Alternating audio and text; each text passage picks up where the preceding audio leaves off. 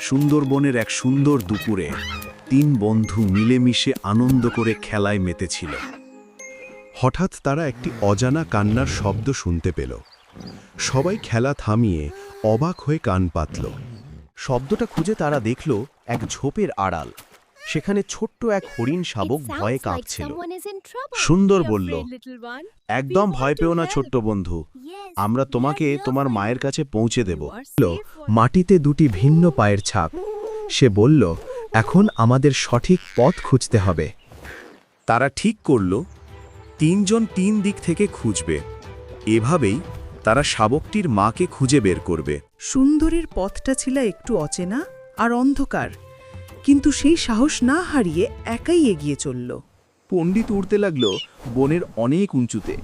তার ধারালো চোখ দিয়ে সে চারপাশটা ভালো করে দেখছিল। হঠাৎ পণ্ডিত দেখতে পেল সেই হরিণটির মাকে।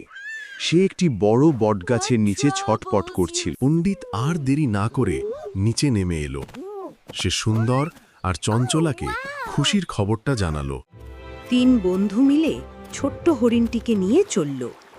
তারা এখন সেই বড় গাছটির দিকে এগিয়ে যাচ্ছে। অবশেষে মা আর তার হারানো সন্তানের দেখা হলো।